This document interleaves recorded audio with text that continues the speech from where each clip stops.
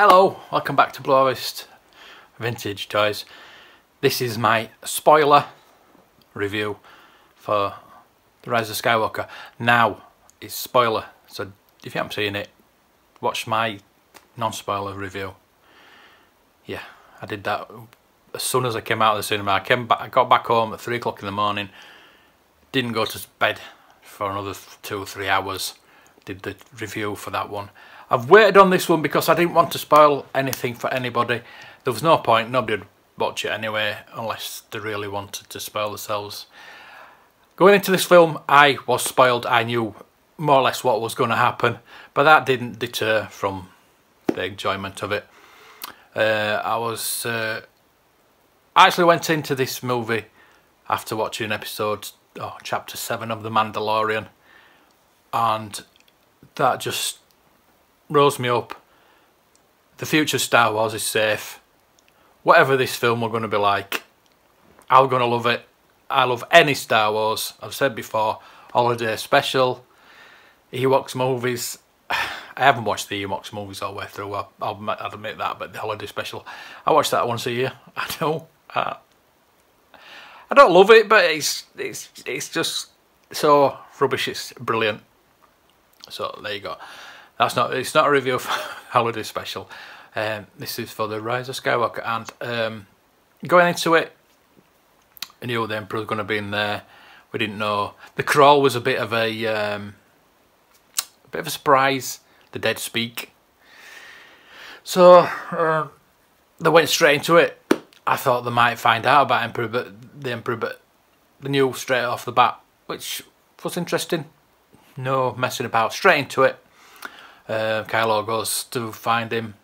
I don't know what the agenda was with Kylo, whether he was intending on killing the Emperor or killing Rey. There was a lot of conflict in him, which Rey sensed, and that came to fruition at the end. It was quite difficult the way he did turn back to the light side, because yes, Han Solo turned up and more or less did the same speech as The Force Awakens. It wasn't a Force Ghost because Han's not a Jedi. Well, I do believe he has a bit of Force power in him, as do all the pilot. Like Poe, I think Poe's got a bit of Force sensitive into him, and something I'll get into in a bit is about Finn as well. But that scene with Han Solo was a bit difficult. If they'd have done it while he was Kylo was unconscious because he got stabbed through the abdomen with the lightsaber. Rey actually killed him, and it could have been done while he was in that state. Who knows? But there just seems to be a bit of Force power these days. The healing power seems to change people's minds. Forgive me if you have not seen The Mandalorian chapter 7, but Baby Yoda heals Carl Withers' character. I can't remember what they call him. Sorry. And he has a change of heart, and then Kylo does the exact same. So is this Force power change people's minds as well? I don't know. So yeah, bringing Han Solo to it was a bit of a misstep, I think. I think JJ did it just because he could. It should have been done differently. There was a lot of things in this movie that could have been done differently. Could have added extra. When Luke raises the X-wing out of the water, the X-wing that has all its wings, even though the door to his hut is X-wing wing on his door, if you noticed that before. And now it's back on the X. I like a lot of things in this movie. I just went, whatever, go along with it. But there are some parts that people will nitpick. I know that. But end of the day, it's a fairy tale. It's a fairy tale. That's why everybody gets to live at the end, and well, not everybody, but everybody that should gets to live. It's a fairy tale. I've heard that 3 times this week, two podcasts and a YouTube video or something. That it's all a fairy tale, and the good wins always. Even though Rey's a Palpatine, so in fact the Sith, Rey's a Jedi, but she's from Sith blood, so the Sith actually won, if you think about it. I know, it blows your mind. So I think this film was really, really good. As I mentioned, Finn, he sensed when Rey died. He sensed it when Rey died. So is he force sensitive too? Will that be brought into a new film? Hopefully. I don't think Rey's going to be doing any more, or Daisy Ridley's going to be doing any more Star Wars, but I'm sure Finn will be back. I'm very sure. Maybe with Naomi Aki's character, Janna, because that was a bit weird, that the end with the scene with Lando, when he asks who she was, and we'll find out where you lived and all that lot. So I thought it was going to come out that she was Lando's daughter or Finn's sister. I know. There's more than one black person in the galaxy. I know that, but everything's tied into everything. It's like Rey's Palpatine's daughter. Luke and Leia were Vader's kids. Spoiler there, sorry about that. So it's all tied in. It's a very small universe, put it that way. Yeah, going on. The parts. Yeah, I was saying. Got on a tangent then. Luke getting the X-Wing out of the water and looking very smug, I might add. We should have had Force Ghost Yoda and Luke turning around saying to him, "Look, I told you I could do it." Or, "I believe," because as Yoda said in Empire Strikes Back, because Luke says, "I don't believe it," and Yoda says, "That is why you fail."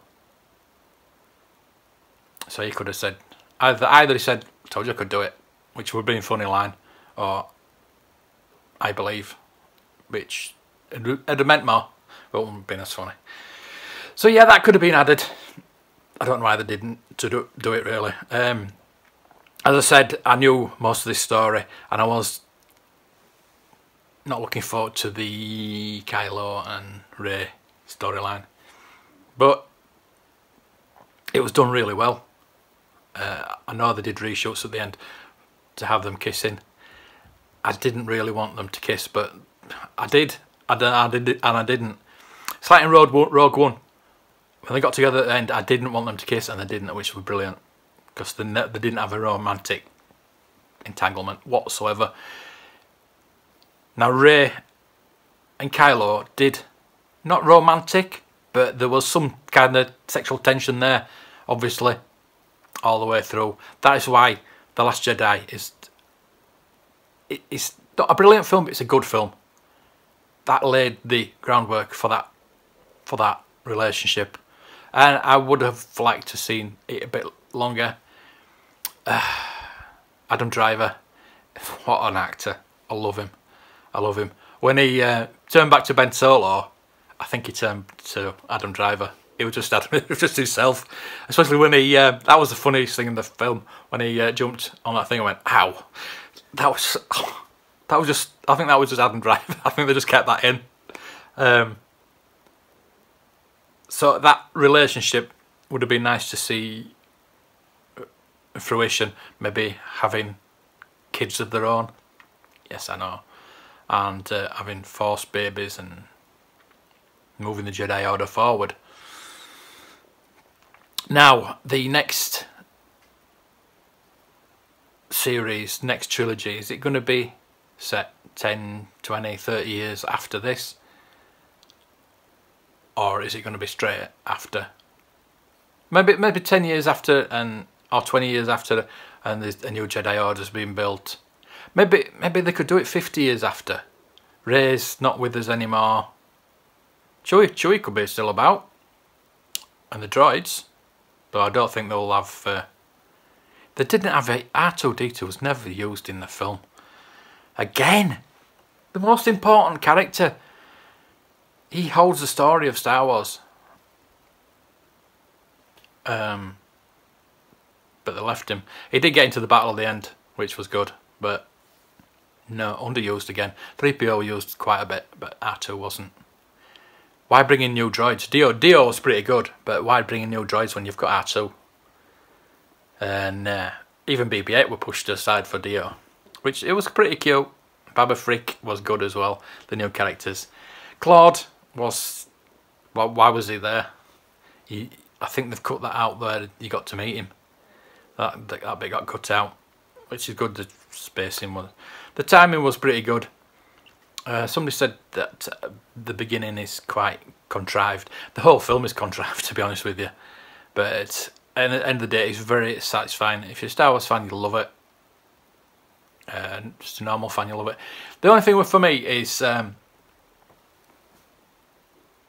when I went to see Avengers Endgame, that was an epic movie.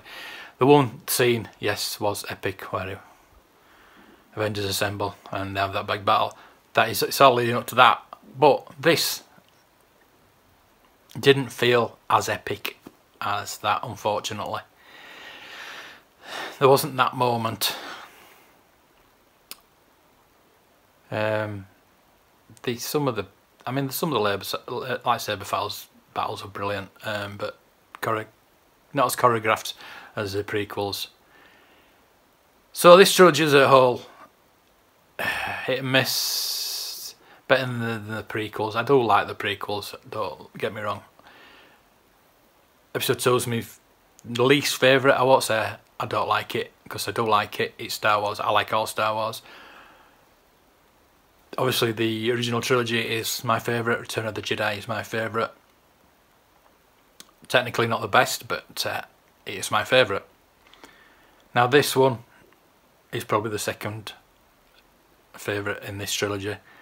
Force Awakens, Episode 9, Episode 8. But as a whole, it's Star Wars. All 9 episodes are Star Wars. I love Star Wars. So this movie is now getting... it's funny how The Last Jedi on the Rotten Tomatoes, the critics give it high score, the fans give it low score.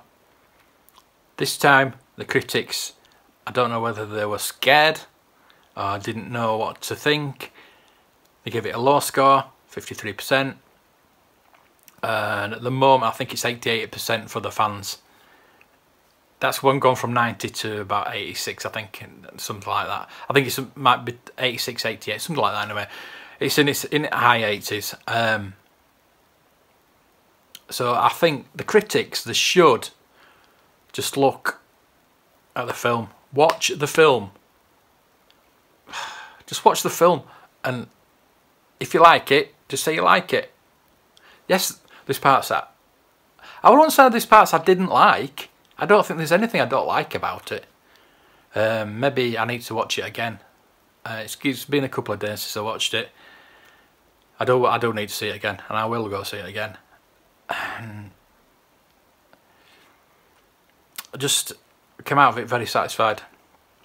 Just mind blowing. And everybody, in fact, everybody that came out of that cinema were the same. It was like 2:30 in the morning. Everybody was like, whoa, mind blown. We need a coffee. We need to talk about it. Blah blah. So that was really good. That really made my day. That proper Star Wars fans will do that. We will talk about it and we'll love it. Some of my friends don't like it.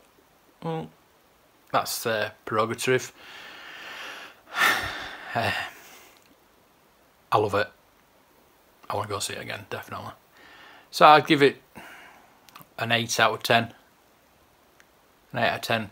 I think that Rotten Tomatoes score will probably peter out about 80%, so it's 8 out of 10 basically, what I've just give it. The only thing that negative about it, not really negative, is the Princess Leia bits. It was nice, it was lovely. I was almost in tears every time she came on, because I knew that she wasn't real. But it took me out a bit because I knew she wasn't really there, and especially when Connix spoke to her, that was just. I don't know how she did that, Billy Lord. I don't know how she did that, but she's my new favourite character. Put it that way. I'm getting a bit emotional now. Sorry, so. But the best thing, the Luke bringing the X-wing out of the war, that was a highlight. But the biggest highlight for me, which choked me up the most, was Chewie getting his medal at last. Chewie was a really good character. I think the chemistry wasn't as good as The Force Awakens between Finn and Rey. I mean, Finn, he had that. I mean, it was pretty obvious what we were going to say. I've got something to tell you. That he loves her, obviously, but we never got a resolve of that. Never got a resolve of that. I think she knew anyway. The chemistry between the three of them was fairly good. They're fairly good, and Chewie as well. So the four of them. And the bickering at the beginning of the film about the Millennium Falcon and BB-8 getting hurt, whatever, damaged. That was pretty good. I wanted that to continue. It didn't really continue. Yeah. I don't know what happened to that, to be honest with you. The chemistry between Finn and Rey in The Force Awakens was amazing. She was like a bright-faced young girl, and they were just it was like well, it wasn't really bantered. It was just like getting to know each other. They were pretty good. And it wasn't until they got onto Han Solo's ship that really ended. And again, it was beginning, not towards the end. But they did split up, I suppose. But in this movie, they did get split up again. It was nice to see Red 5. How it still worked, being in that ocean with 3 wings. Yeah, just go along with it. Like most of this movie, just go along with it. Emperor's back. How? Just go along with it. So yeah, I've waffled on a bit too much now. If you've got any thoughts for yourself, let me know. We could talk about them. Just leave me a comment. So there you go. Well worth seeing. I hope I haven't spoiled it for anybody, because that's the last thing I want to do. The music was amazing. I will be getting the LP, the soundtrack. As always, John Williams is fantastic. Race theme, Kylo's theme. The only thing that I really wanted is more. I want more Ben Solo. I want more Ben Solo as a Jedi. That was amazing. Really, really, really good. So there you go. Well done, Adam Driver. Well done, everybody. Fantastic movie. Go see it. And with that bombshell, may the toys be with you.